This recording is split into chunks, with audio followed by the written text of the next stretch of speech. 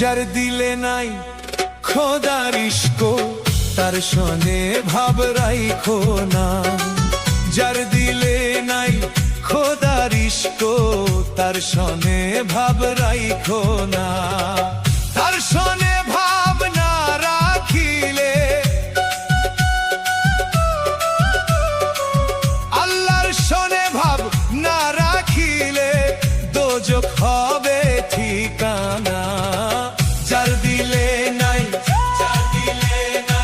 খোদার ইশক তার সনে ভাব রাইখো না। যার দিলে নাই খোদার ইশক তার সনে ভাব রাইখো না।